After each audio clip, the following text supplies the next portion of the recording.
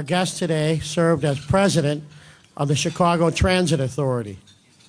From 2005 to 2007, he served as Mayor Daley's chief of staff.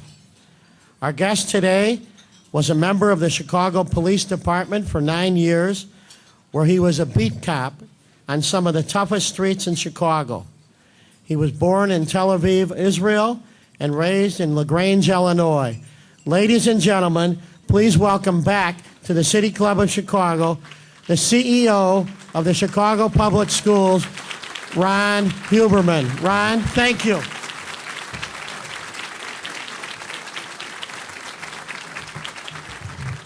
Good afternoon. It's always so fun to be back at City Club. It's such a tremendous venue to talk a lot about a lot of different exciting things. And what's really fun today is we're going to make some news. I spent this morning at the Tribune editorial board and will be at the Sun-Times editorial board today talking about the issue of safety and security in the Chicago Public Schools, so it's great to be here. I'm going to just take a minute and recognize the tremendous team that's at the Chicago Public School System. One of the fun things about being CEO of a school is you get to stand in front and present a plan that was countless hours, and I would say it's thousands of hours of work by lots of different individuals working together as a team to try to improve outcomes for our students. So there's so many people here from CPS that I might miss some, so I just apologize, but it's truly a team effort. First, I need to recognize our board. The Chicago Public School System has an absolutely phenomenal board that's great in so many ways, and we have Claire Mugnana here and Norm Bobbins from the board. Welcome.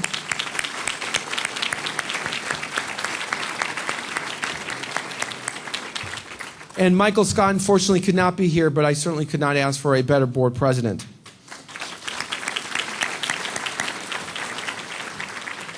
Let me quickly go through the team here. Dr. Barbara Eason-Watkins, who's the Chief Education Officer in the Chicago Public Schools.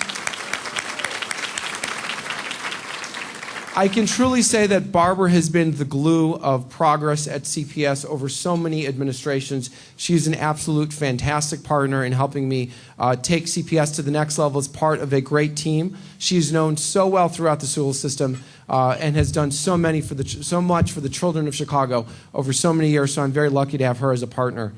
We have Bob Runcie here, the Chief Administrative Officer. Yeah.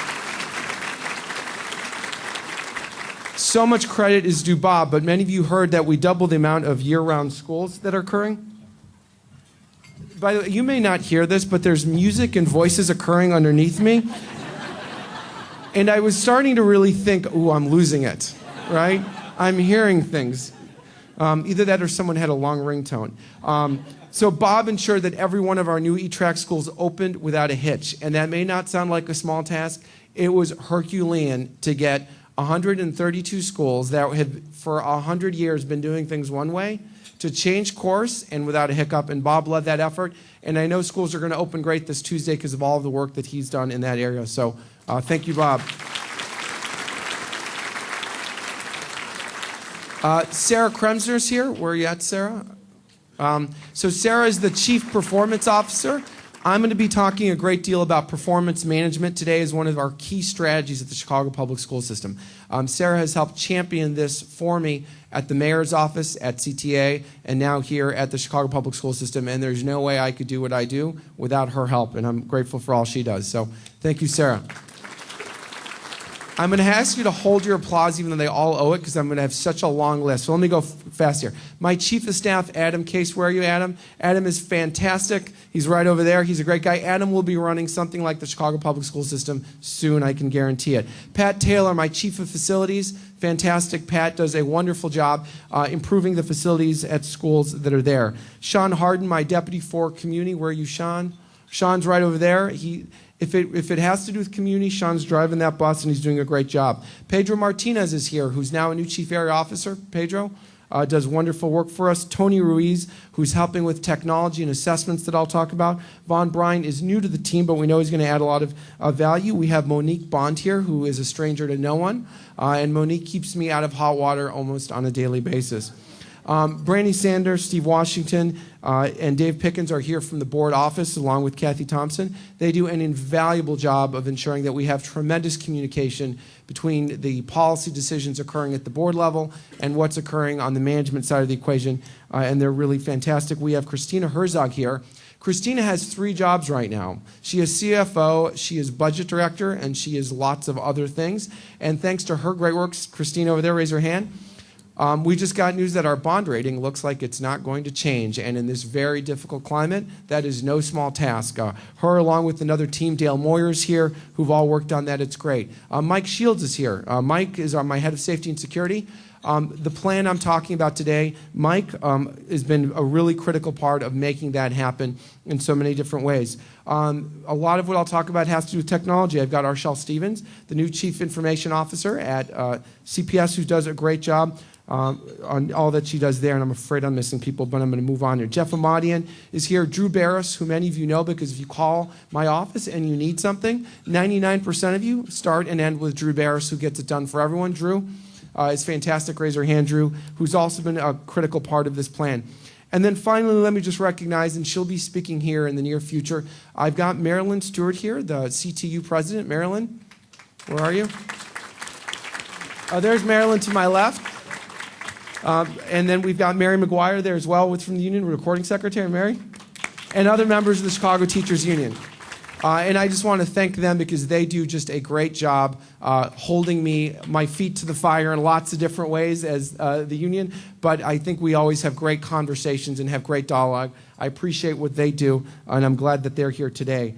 And so with that, I'm moving on, even though I know that I've missed people. Josh Edelman with the Office of New Schools. So many of those charter schools, Josh has helped make those happen. So Josh, thanks for all that you do. With that, let me dive right into it. But really, this is truly a team effort, and I can't say enough for all of the folks at the Chicago Public School System who do so much for us in so many ways. By the way, Phil is there, DiBartolo. The impact system that all this information drives on, Phil has been championing it for years tirelessly. So what am I going to walk you through today? I'm going to walk you through what the strategic plan is for the Chicago Public School System for the next several years. The question is, where are we going and what do we need to do differently from where we've been? Fundamentally, the Chicago Public School story is not that different from the story of urban education across America. And in many ways, Chicago is ahead of the pack. There's not a question of whether there's been progress in the Chicago Public Schools, because I would argue that there absolutely has been progress. And there are people who will debate the degree of progress that's occurred, but without exception, progress has occurred. The challenge, though, is while that progress has occurred, the baseline of where we've started and the brutal facts of where we are today suggest that if we continue to make incremental gains, it's great, but it will simply not serve our students. If you take a look at the growth curve of test scores, graduation rates, what's happening with the dropout rate, unless we take the curve from this to this, it will take us 3 to 4 more generations before we get to where we need to be on student achievement.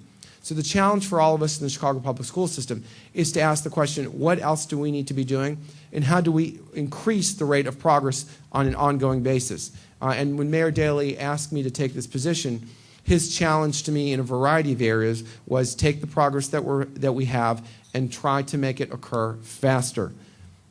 So who have we listened to? We've spent a tremendous amount of time, talking to students, parents, teachers, principals, the unions, our administrators, national experts. In fact, I've been to CPS for 7 months.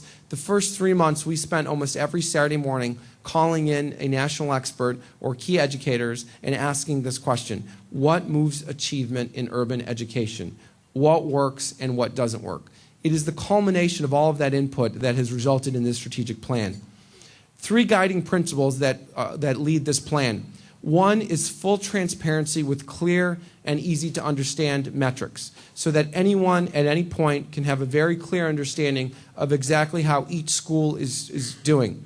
Later this year, we're going to be announcing grades for schools, and a school will get a grade of an A, B, C, D, or an F. That will be the culmination of how that school is doing. That will be on the internet and will provide transparency of school progress, but we believe that's critical. The next guiding principle is that no 2 schools in many ways are alike, and we have high-performing schools. And our strategy with high-performing schools, quite frankly, is to stay out of their way, because there are schools who have figured it out and have done a great job. we have low and non-performing schools that require a very different kind of intervention. So the plan that I'm talking about today is a plan that does not fit all 680 schools. Different parts of it apply to different schools depending on different levels of achievement. And finally, as a school system, and I would argue as a nation, we need to think of guiding principles, and we need to think in terms of global competitiveness.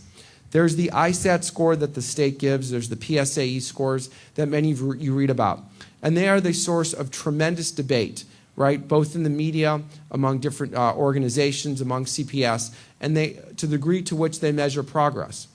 And we could debate those, but I would argue that those are much less relevant than the question of how competitive are our students on the international stage.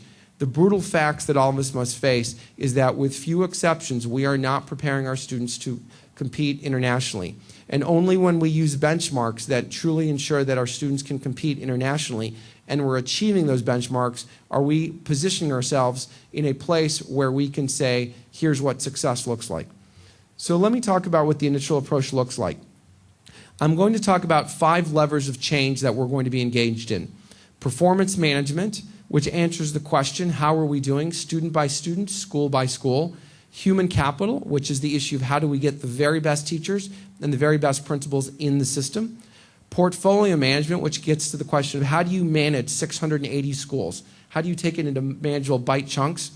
What we want to change in our central office, and how we're going to take on the issue of youth violence head on. So let me start with performance management. Many people hear this. I want to try to relate what it means to the Chicago public school system. What exactly is Chicago Public Schools performance management? It's simply trying to answer this question. Are we achieving positive student outcomes? It seems like it's straightforward enough, right? But how do we answer that question as a district? We have a once-a-year, high-stakes, standardized test that the state requires that we do. And that, in many ways, is how we try to answer that question at the district level. But what does that test really mean for us, right? Here's the analogy I give. Let's pretend that the Chicago public school system was McDonald's. And McDonald's operated 680 restaurants. And we were trying to measure how effective are those 680 restaurants. And what we did is once a year at 2 p.m., we took the cash drawer out of those 680 restaurants and we counted the money in the drawer. And that's how we made decisions based on the effectiveness of how each of our franchises were doing. Well, urban education and the Chicago public school system, given the current systems, in many ways is not that different, meaning there is a great lack of information at a granular level to inform decision-making about how we're doing. It gets even more complicated when you ask the question, how are we doing school by school? We again disaggregate the data of these test scores down to the school level, but those tests have lots of noise. Just a few years ago, they were rewritten. There were changes to the test again this year. And what that results in is that people lose confidence. They lose confidence because they say, how much achievement is really growing? And so the performance management system is going to try to measure this in a very holistic way. How do we ask it by subject? How are we doing in science? How are we doing in the social sciences? How are individual teachers doing so that we can better support teachers and improve their outcomes? And how are individual students doing? I would argue that one of the things that we learned from listening to all those experts on Saturday mornings who would come in and brief us is that great school systems do 3 things phenomenally well, right? And there's really 3 things that differentiate. And these are the same 3 things I hear from the best charter schools. The first thing they do is they recruit and retain the very best teachers. The second thing they do is they ensure that the leaders of their schools, their principals, are all high achieving. And the third thing that they do is they use data in everything that they do, meaning they're using data to make decisions, and they're able to articulate down to the student level exactly what's occurring relative to outcomes. So why performance management at CPS? One is it narrows everyone's focus to what's most important, which is student achievement. 2, it's going to provide our administrators and our principals and our teachers with better real-time information by which they can know and articulate clearly how each student is doing. And finally, as I'm going to talk about at the end of this presentation, CPS is in a world of hurt when it comes to our budget. We are projecting close to $1 billion deficit next year. And no matter how rosy the picture might be of where we may get funds from, the reality is we're not going to see $1 billion in new revenue. And so under any scenario, there are programs that are going to have to get cut, and we're going to have to fundamentally restructure. To do that meaningfully, we need to be able to articulate which programs have the best results for our students. Performance management also helps us answer this question, right? Which is program by program, individual by individual, student by student, what is improving performance? So who's on the right side of this equation for excellent performance? Why do we need to know this? Because those are people who have figured it out. We need to find out who those individuals are, find out what they're doing, and ask the question, how do we replicate it? At Mahalia Jackson School on the south side, there's a math teacher that grows her students in math 2.1 grade levels for every year she has those students, right? We need to know that. We need to be able to understand what that teacher is doing so that we can replicate her particular skills to improve outcomes for all of our students. We need to be able to articulate and understand who is not performing for our students. Because if we understand that, we can help make those individuals more effective at what they do. And where that's not possible, we need to move those folks on. But having that information and making those decisions has to be a critical part of our strategy. So let me tie this into how it might work. What you have is our key indicators of success. So we know our students need to be ready to read in the first grade. They need to be ready to learn in the third grade. They need to be engaged in school in the sixth grade, ready for high school in the eighth grade. There are certain benchmarks that have been developed. So as we think of these things, let's take a look at ready to learn in the third grade. Hard analysis of the data reveals something that's not pleasant, but we have to address, which is that 51% of our second graders at the end of second grade don't meet the criteria that we believe they need for the third grade. And particularly, the data shows that there are 13,000 plus who fail to meet that criteria for third grade. So now we have an identifiable problem, which is what are we doing for these 13,000 students to get them caught up going into the third grade, right? Well, one of the initiatives this summer was a new summer school for 8,000 first and second graders. That included 3 hours of reading and 1 hour of math. That was highly focused. Based on that, we saw that there was significant growth. But that's not good enough from a data world, from a performance management world, because what we want to know is those 8,000 students had different outcomes. Of that summer school for those second graders that went into third grade, what resulted in the best growth? What made the biggest differences for those students? Those are the programs that we'll fund. The programs that didn't have those outcomes for those students are programs that we won't fund. Part of the challenge for the Chicago Public School System is we manage hundreds and hundreds of programs. Performance management is going to try to measure every one of those programs, figure out which ones have the best return for students, grow those programs, use data to improve those programs year after year, right? Next summer, we're committed in this difficult economic time, because this is so critical, to serve all eligible students. So we're already planning for next summer to have 13,000, or whatever the number ends up being next year, second graders who don't meet reading criteria going into summer school, and we're only going to put them into those programs that have proven effective. Let's take a look at another measure, ready for high school in the 8th grade. And for those of you who follow this, the greatest time when we lose students to dropout is between 8th grade and freshman year. So to the degree that those students are ready at the end of 8th grade is absolutely critical. So if we take a look at this, 1/3 of our 8th graders tested below state standards in reading. What's the answer? One of the things that Barbara Isa-Watkins brought into the district and championed is a program called Read 180. What it is, it involves working with the teacher for 30 minutes intensively, 30 minutes of intensive time, and 30 minutes of computer practice around intensive instruction associated with improving reading scores. What do we know by measuring how this program works? We know that 70% of the kids, in 48 schools, in only 12 weeks, we had 1/3 of our students grow a whole year's worth of growth in that 12-week period. 70% achieved significant growth. So by having a performance management system that tells us this story, tells us when we need to improve reading scores, the eye on the money needs to be programs such as Read 180. I can tell you there are 5 other programs that we fund that we have to stop funding because they don't have those returns.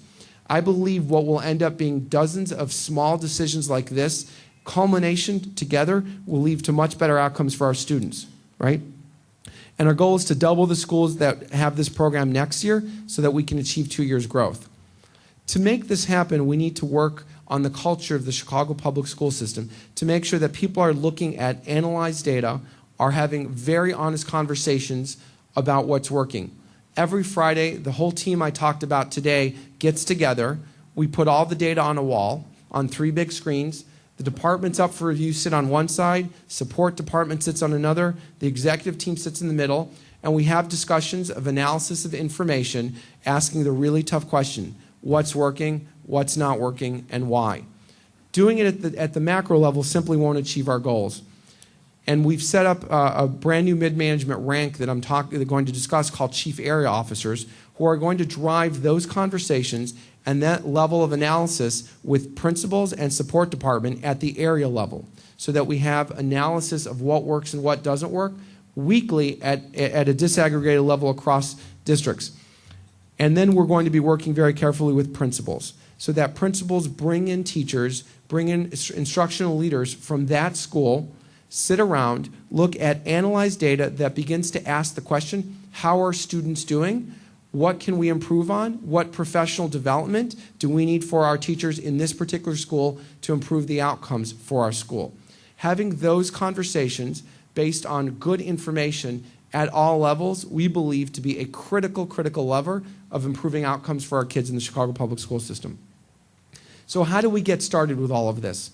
One of the things that we know is we need to get better information into the hands of those who can act on it. I talked about one of the key levers that we have is a once-a-year, very high-stakes test, which is the state test. But the challenge with that particular test is by the time that test comes out and we view that test, the students have already moved on to the next grade level. And so one of the things the district is investing very heavily this year on is assessments. There are assessments that will be in every school and every classroom. Our goal is at least 4 times a year that answers the question: where is the student at? What skills and tasks have they mastered, and what are they missing? So let me talk about how this might look practically in a school. You have 3 fourth grade math teachers. They know that, let me use 3rd grade, 3 third grade math teachers. They know that one of the things every student needs to accomplish is being able to multiply decimals out to the out 2 levels.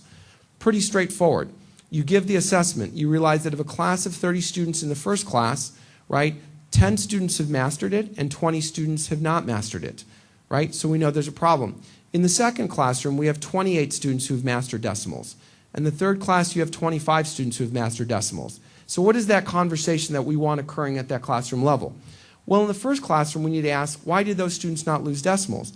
That particular teacher may need professional development.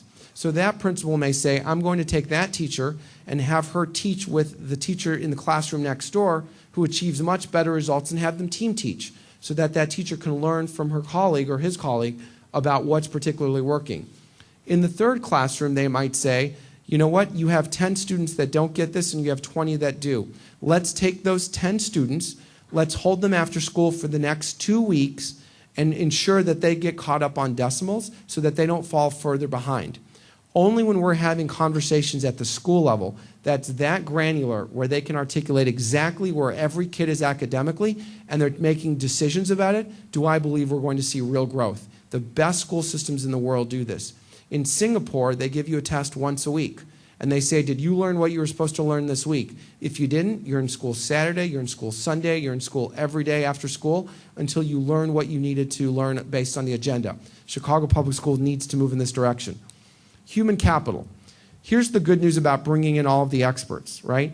One week, an expert will tell you, you have to go in this direction. The next week, I would have a new expert come in and they'd say, you have to travel in this direction in education, right? And it became very hard to decipher all the educational information because we had very impassionate researchers who said very different things about what it would take to drive education and improve outcomes. 2 things that every researcher agreed on. Human capital. If you get the best teachers and you support them, you end up with high-performing students. And you get the best principals and you support them, you end up with high-performing schools.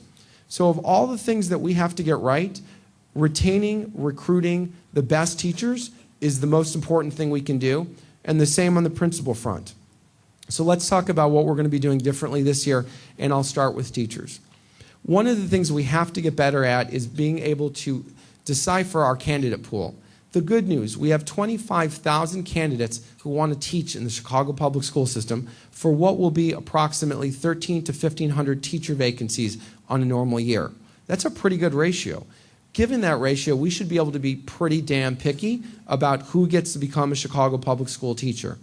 But the reality of the situation today is of those 25,000 vacancies, we do not have a good way to decipher and distill who has the probability of being the best teacher from who has a probability to potentially not being the best teacher.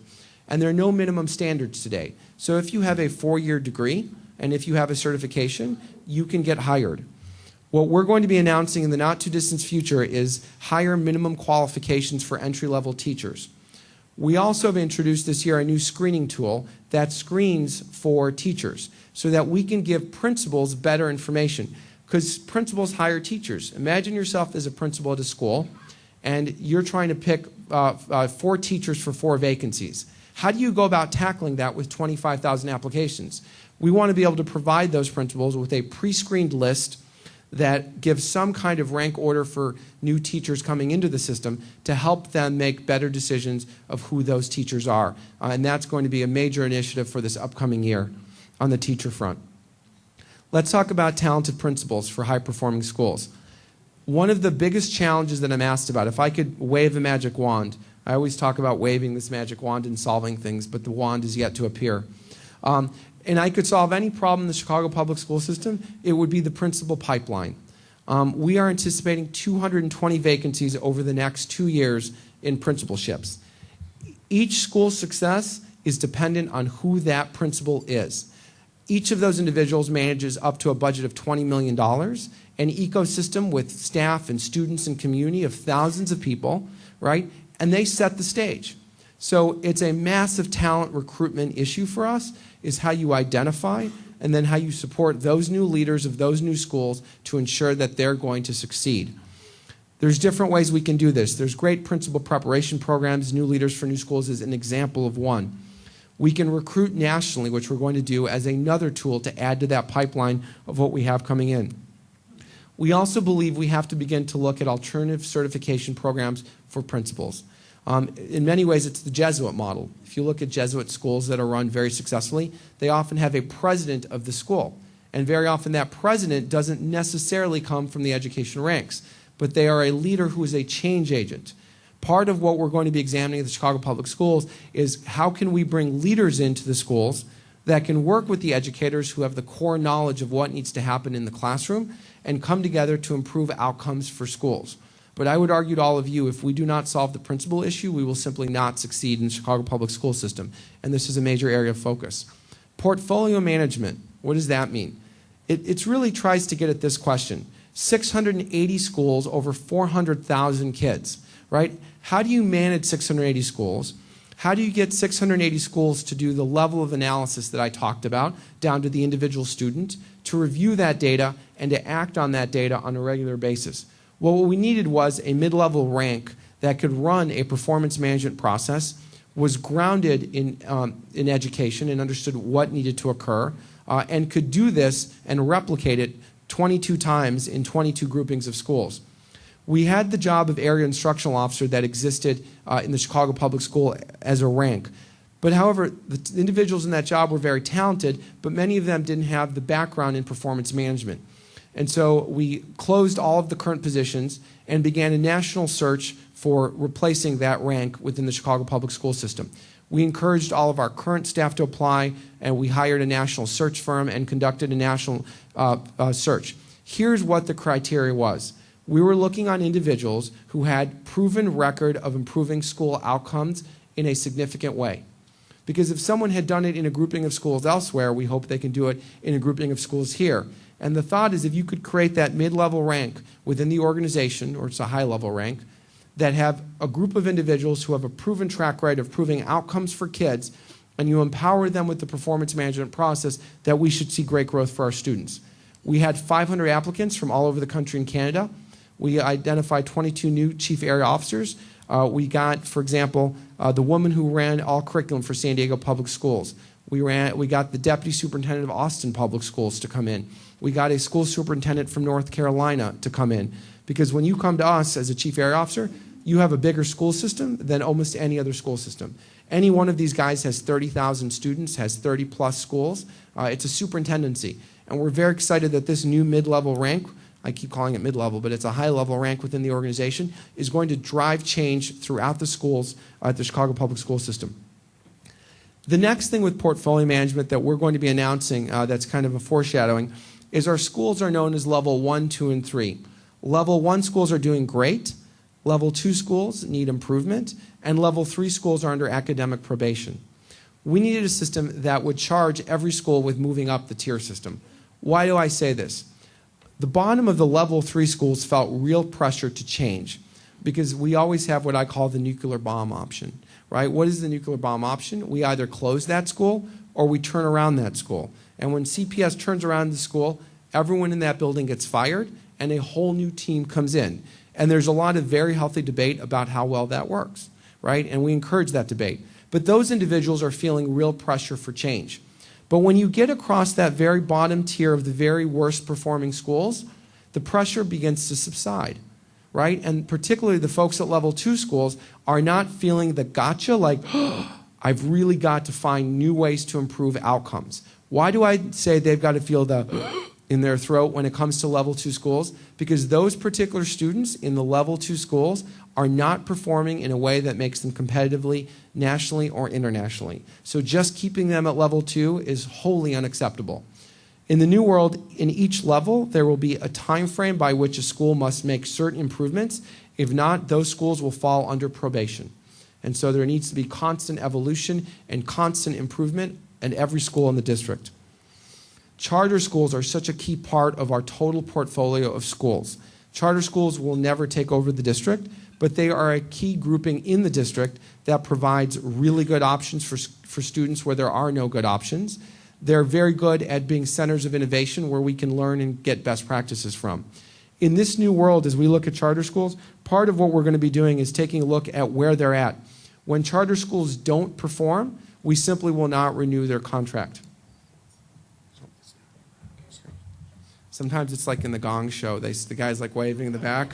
He's going to ring a gong. Thank you, this was great. It turns out it's water. But with our charter schools, in some ways we're taking a harder stance and we're taking a softer stance. Here's how we're taking a softer stance. We're making the decision that we are not going to be in the business of in any way managing charter schools, right? These are independent organizations that do a good job, and we are empowering them to be free to do what they do. But what we're telling them is this, is that if you don't meet minimum performance standards, we're going to pull your charter, right? Because at the end of the day, it is an honor to have a charter. You have to be the best, and we expect the best. And so that's going to be a slight change. We're also unifying our performance policy. There has always been one performance policy that's existed for charter schools, another performance policy that's existed for district schools. I believe that's fundamentally unfair, and it also creates an equity problem for parents, because they have a very hard time judging and comparing a traditional Chicago public school versus a charter school, right? And parents need to be able to decipher who's doing better. We're going to be announcing one performance policy that looks at everyone universally. We're going to be asking the charter schools to take the same assessments as traditional schools, and we're going to make all that information available to parents so that they can make the best decisions for their students. Central office and citywide services, what are we going to do differently there? There are two big areas that our budget falls in. We have school-based budget and you have central office. School-based budget are positions that work in a school. That blue bucket represents 70% of all CPS dollars. The red bucket represents 30% of the dollars at CPS. We are making a very concerted effort in these very difficult economic times to substantially grow the school-based budget, to shrink the central office and citywide bucket, and to grow this mid-level bucket where schools are operating at the area level. Why do we think that's critical? Because at the end of the day, when you have a citywide position, so you have an individual that visits 3 schools, 4 schools, 5 schools, we believe it's less effective than that individual working for a principal in one school doing that work. Because principals are ultimately accountable for the outcome of a school, we also believe those principals should get to hire who works for them. And so that change is something that's ongoing at the Chicago Public School System.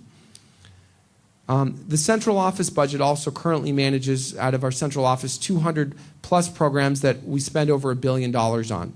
Part of the challenge is going back to how do we measure those programs to know which ones have great outcomes for our students and which ones don't, and which services are being provided where they're needed.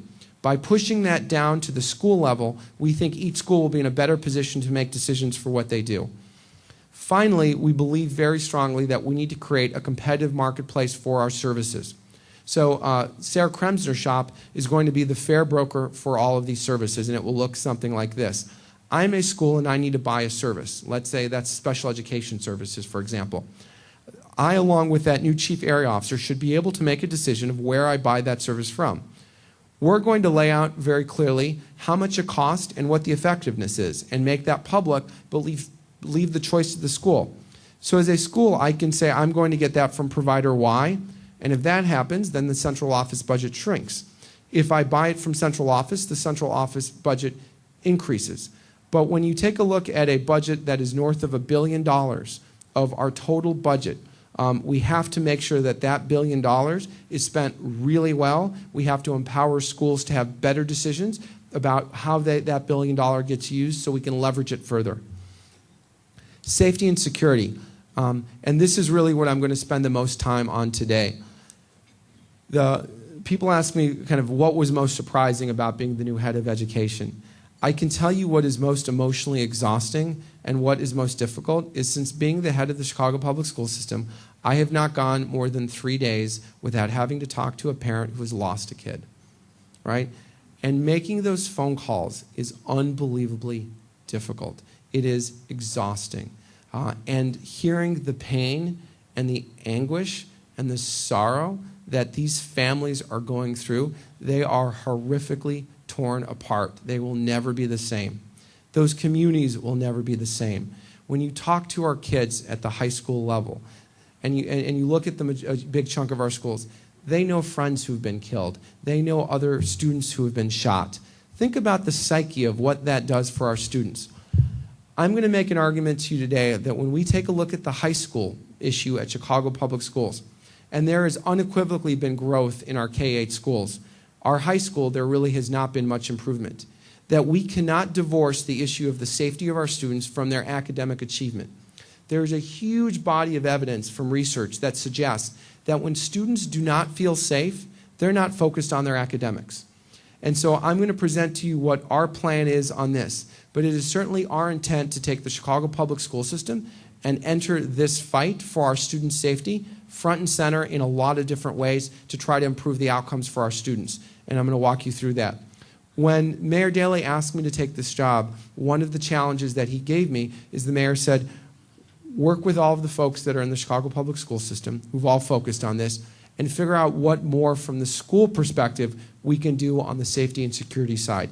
And I can tell you this is one area where the mayor has been pushing every week, asking the question, what else are we doing? What else are we doing?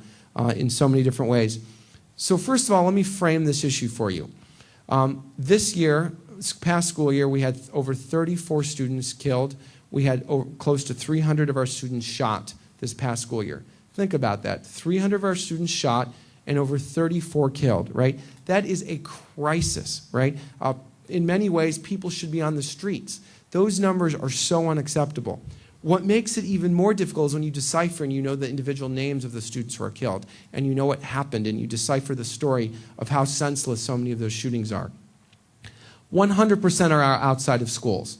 So the important thing that I always say when I'm out in every community is the safest place our students can be are in school, right? So when people say CPS student number 24 is what the media states, or this is CPS, the 25th CPS student killed, or whatever the number is, the number they're missing is 0.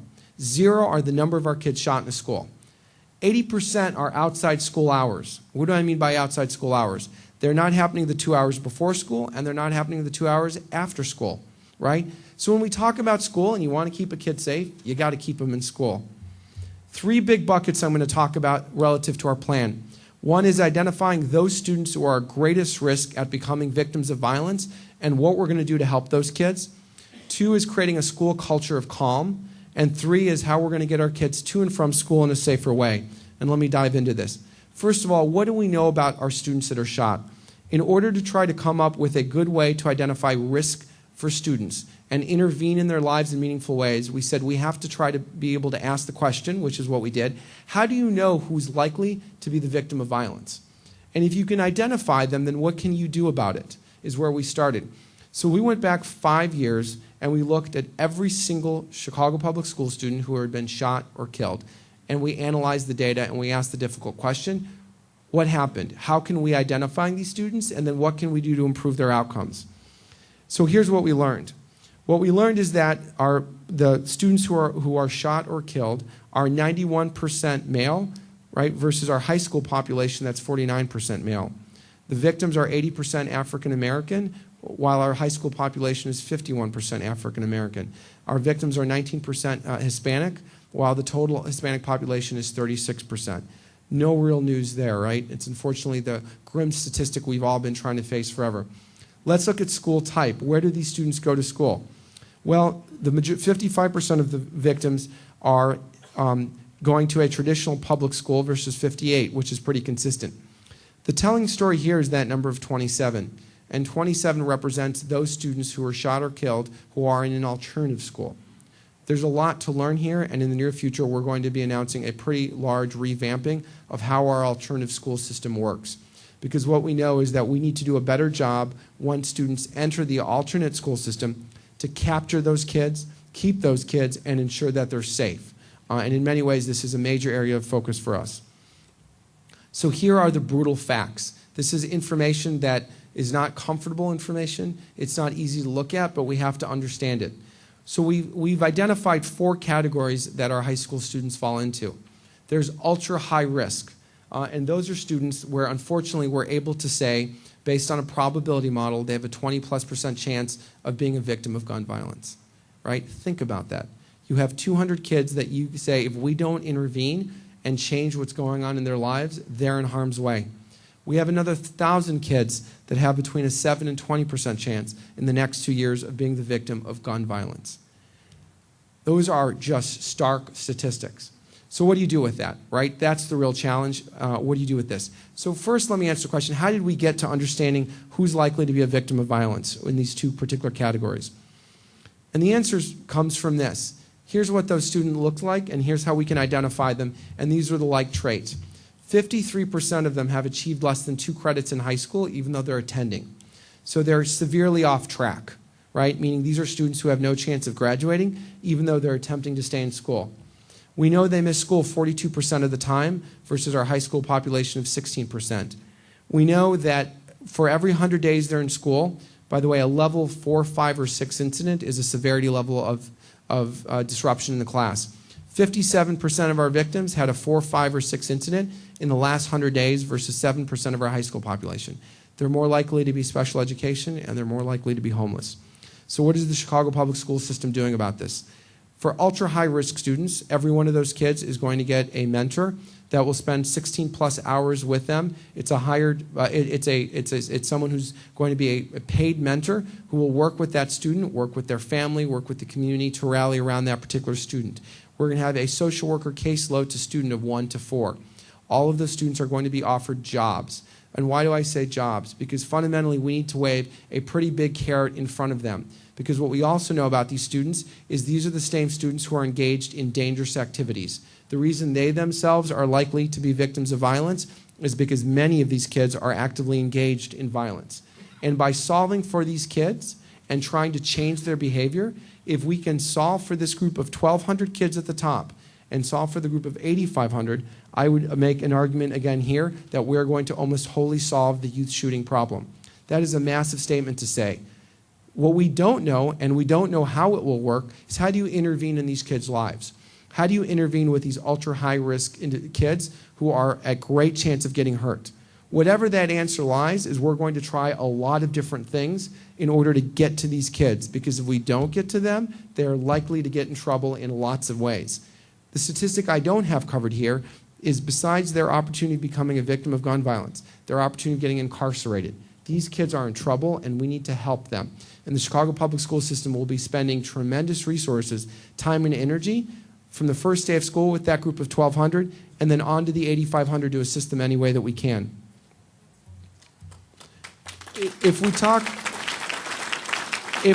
about this, what I call a culture of calm, when you walk into our schools, something strikes you when you pay attention to it pretty quickly. You walk into one school, and this is totally irrelevant of neighborhood. This has nothing to do with race. This has everything to do with the culture as defined by the adults in the building, which is you walk into one school. The students are respectful to each other. There's respect between the students and the adults in that building. The bell rings and the hallways are quiet. You walk into another school building, you hear profanity among the students. You don't see the adults engaged with the students. You see the bell ring and half the classes are still sitting in the hallway. Part of what we have to solve for in order to solve for long-term success is a culture in every one of our schools where we have respect amongst the students and respect between the adults and the students. So how do you get there?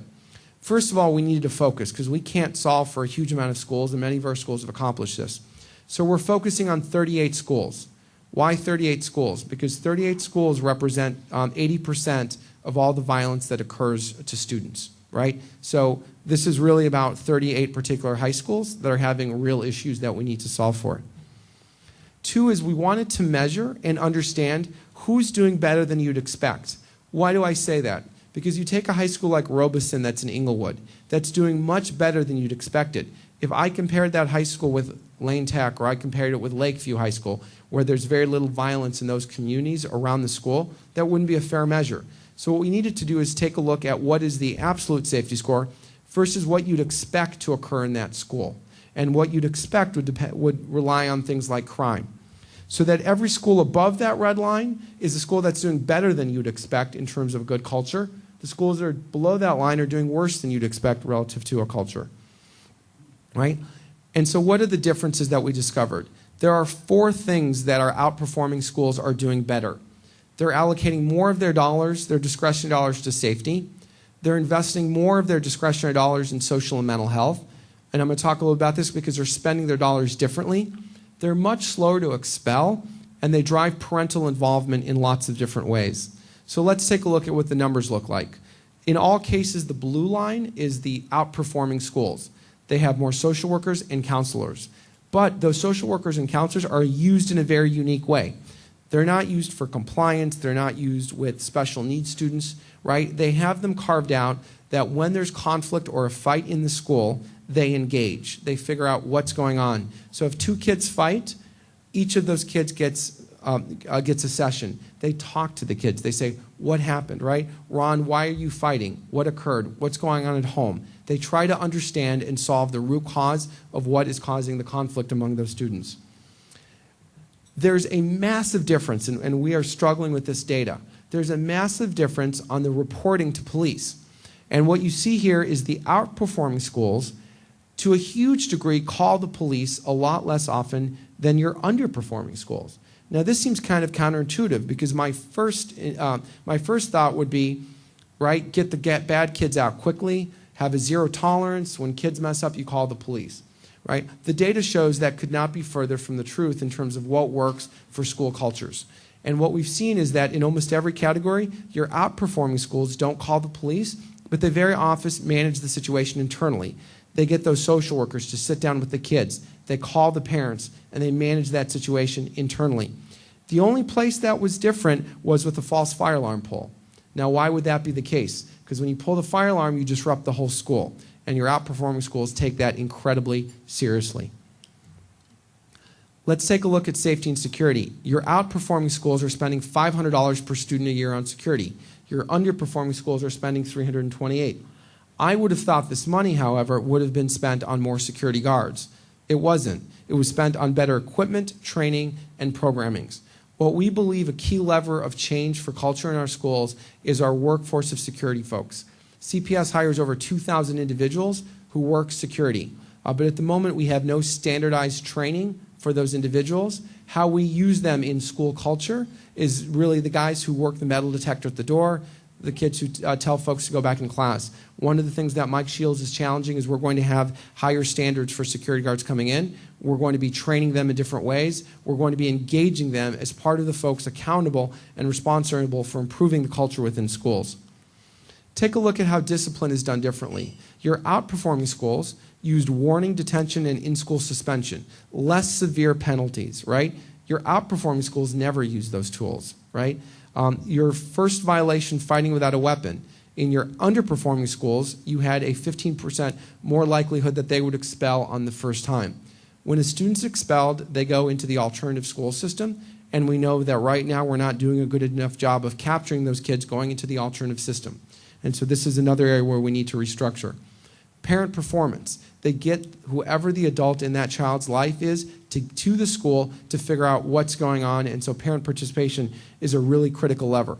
Why do we think there's a difference between outperforming and underperforming? It's an incredibly simple answer, we think. The outperformers, when there's a problem in the kid's life, do everything to get that adult in the building and re-engaged with that student in that school, right? And then once they do that, they keep that person involved in that child's life. Finally, a safe passage to and from school. We surveyed every high school kid in the Chicago public school system, asked, coming to and from school, do you feel very safe, mostly safe, somewhat safe, or not safe? Not surprising, what do we learn? The kids who don't feel safe go to school less often, they do less well academically, and they have less participation rates in extracurricular activities, right? Kind of an obvious answer. So what we need to do is ensure that kids feel safe going to and from school. So what are we doing in this particular area? We can't solve this for 230 square miles and 680 schools. So we're going to solve it for those schools where 35% or more of the students reported feeling not safe. And as you can see from the dots, the number is not unmanageable. It's a manageable grouping of areas where we have the largest problem. Here's the brutal facts of how this works with gang territory. And so if you look at the map, the green dot that you're looking at is a particular school. This is Richards High School. The black dots represent where the students live who attend that particular school, okay? You can see from the red in the upper left-hand corner, those kids all feel not safe to somewhat safe. So those are the kids who are most afraid to go to school. Then you overlay the gang maps. And what you see is the purple in the upper left is Latin Saint territory. The yellow on the bottom right is Black Pea Stone territory. So it's not surprising that what makes those kids feel not safe, it's because they have to cross into a gang territory that's not friendly. Only when we're looking at information that's this granular, that overlays and help us understand the relationship between school boundaries and gang boundaries, and we work to identify those kids who are most afraid and find meaningful ways to get them to and from school, is only when we will have success in this particular area. And so for the example of what we might be doing here is paying for extra yellow school buses, right, to pick up the kids in the not safe territory, right, so that they feel safer going to school and we give them an equal opportunity to succeed. That concludes some of the activities on safety and security. What's not there that will be forthcoming, and we'll be announcing a lot more of what our plan is what we're doing with the Chicago Police Department, and that's a future announcement that's going to happen in the next months with Jody Weiss and his team as the mayors push them as well. Quick slide to conclude, two of them. One is that we need to fundamentally change the equation in Springfield, and we have many representatives here from Springfield who are champions of education, and we appreciate all that they've been doing to try to change the equation. Our budget deficit was $475 million. It's close to $1 billion last year. What is driving this? One slide. Our pension payments last year were $177 million. This is incremental new money. It's over $500 million in 2011. The papers described it as a pension tsunami. There's not one pot of money that's pensions. There's not one pot of money that's general education dollars. It's just one pot of money. And so what that meant this year is that $307 million went into the pension system that existed before this year for the general education system. I'm not going to get into how we got here, because Marilyn Stewart over there will throw something at me, right? Because she may agree or not agree with my interpretation. She's holding her shoe. And I will say that many of the points that Marilyn will make are right on the money. But what I'm going to say is here we are. So why we got here should be a focus of discussion so we don't repeat mistakes. But the bottom line is we're here, and the bottom line is that what needs to happen, I would argue, is all of the unions of the Chicago public school system with CTU at the table need to sit down along with all of our legislative leaders in Springfield to come around this issue and ask the question, how do we solve this for the long term? Because only then will we be financially viable. With that, that summarizes the talk today. I appreciate everyone's attention. I think it's going to be a very exciting year.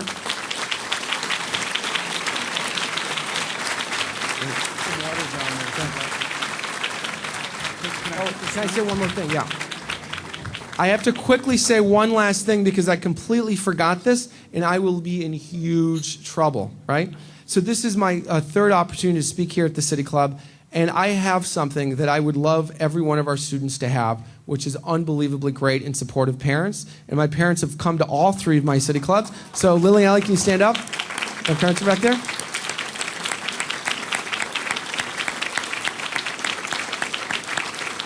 And by the way, my mom is a retired high school teacher, and she is never short on advice. And my partner, Darren DeYoung, is back there as well. Darren, you want to wave? Thank you. Thank you, Ron. And, I thought Jay always had a long list of people that he introduced, and the baseball teams are limited to 25 players, football countdown 53. You were going and going. I thought we'd never get to the program, but that was really great. And I was going to introduce Ron's parents and his partner, but he took care of that already. I will say this, his 6-week-old son is doing extremely well. And we now have time for several questions. So if they come up to me, we'll be glad to share them. And Marilyn Stewart, that's October 1st. She was worried that we might not recognize her today, and you've got about 10 recognitions, so October 1st. This deals with the Manuel Perez Junior School over in Pilsen. A candidate for the open principal's position is deemed unqualified by the LSC, Local School Council.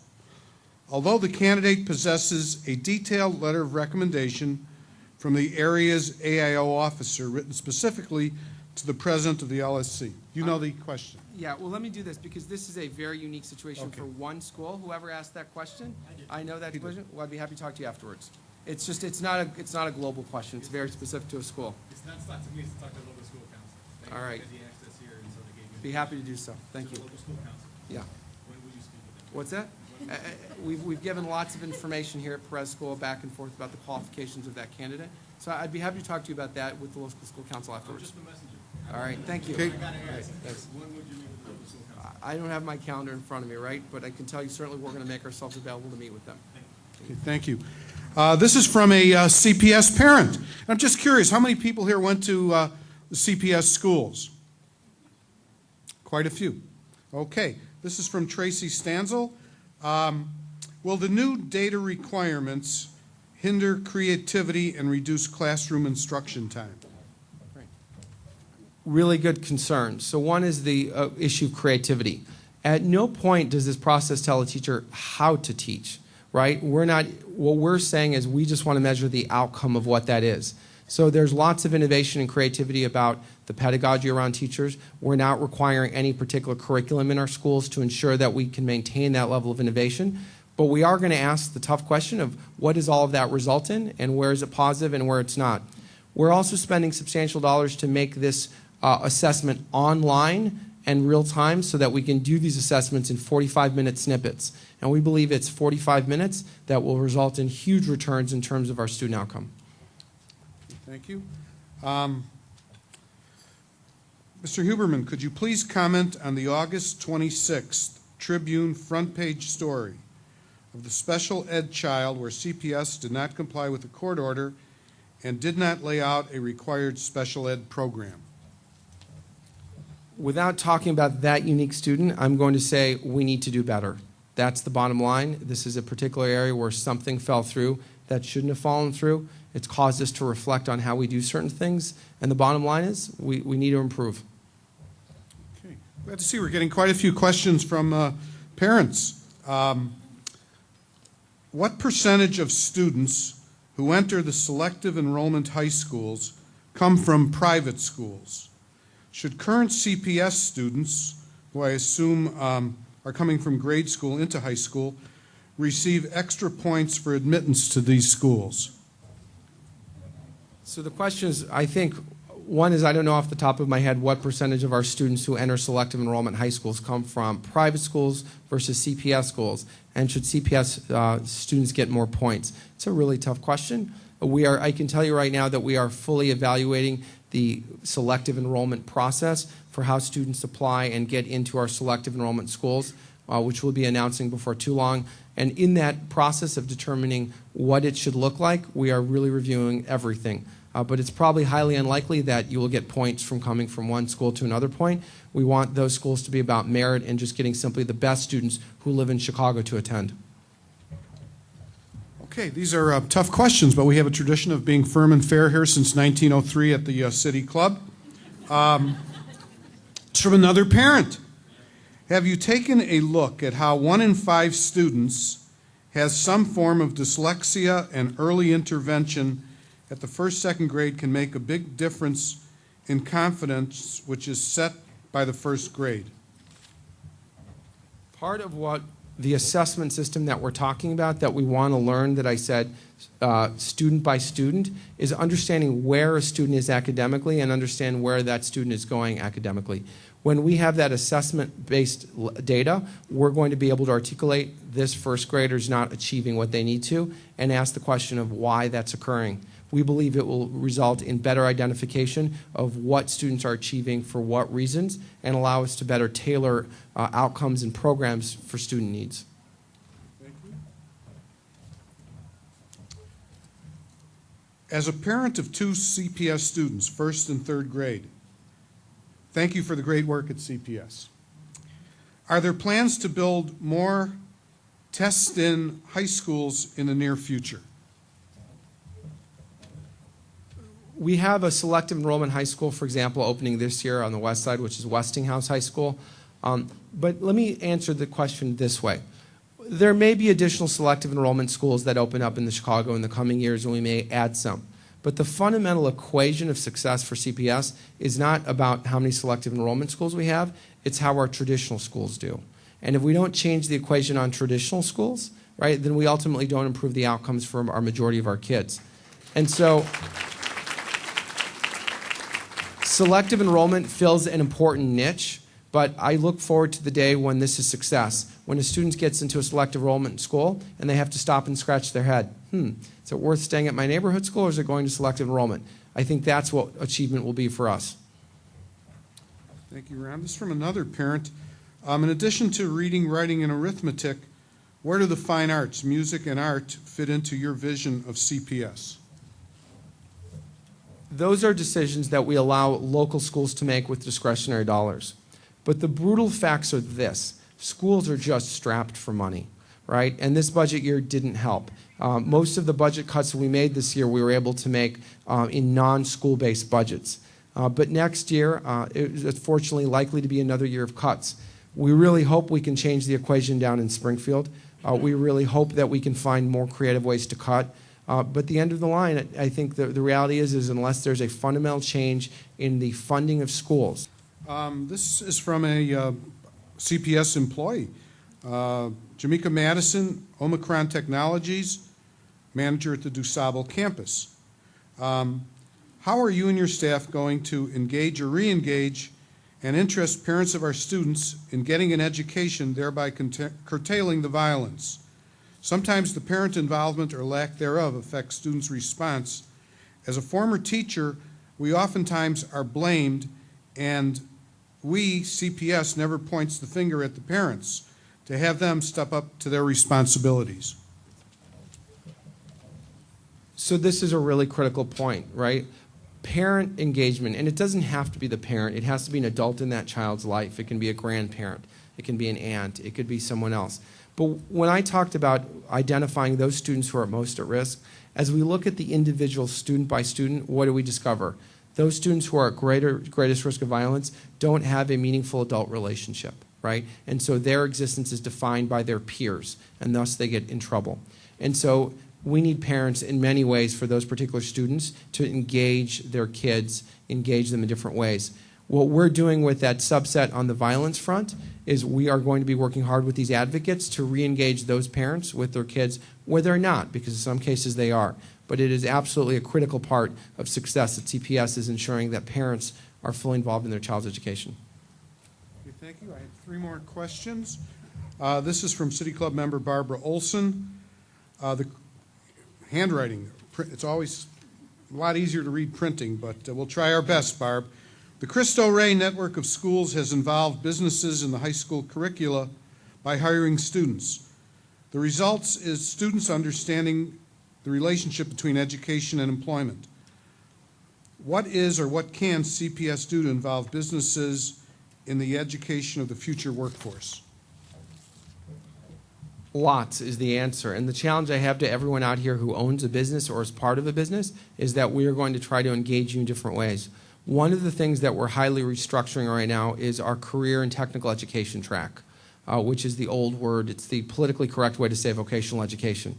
But at the end of the day, we know that all our students aren't going to college. That's just the brutal fact of it. We need to ensure that we give all of those kids, right? There's no less value not going to college. We need to ensure that all of those students are armed with skills to become highly employable.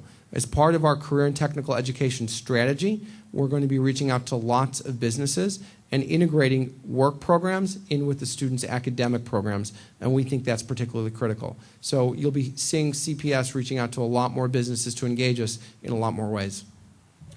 Thank you. This is from Stacy Paradise, the Hamilton Elementary LSC Council Chair. Stacy, where are you? Right over here. Her question is, what level of engagement and future work with those LSC parents do you plan in the future? Lots, both in gathering information and in educating LSCs. I talked about one of the most important levers of success is a principal. In the majority of all our cases, it's local school councils who pick that particular principal. So how we engage local school councils and provide them with better information about the candidate pool, how we work with local school councils to understand and really decipher what the issues are at that school and what is the leadership that's needed for that particular school will define our success. So we see LSCs at the table as a critical component of CPS's future. Thank you. And our final question here. Should a high-performing, nationally board-certified teacher be moved into another discipline without being consulted by the principal? Who is the principal accountable to? Well, we want everyone to always be at the table for discussion. National board certified teachers are some of our very best teachers, and we value them a lot. And so principals, of course, are accountable to how schools do. They're accountable to me, but most importantly, they're accountable to our students. And so while I can't talk about that particular case, but the issue of ensuring that the right teachers are teaching in the right certification level with the right grouping of students to match their skill set is something that we know we've got to work on and improve. And under Barbara's leadership and others, there's lots going on in that particular area. So thank you. Well, thank you, Mr. Huberman.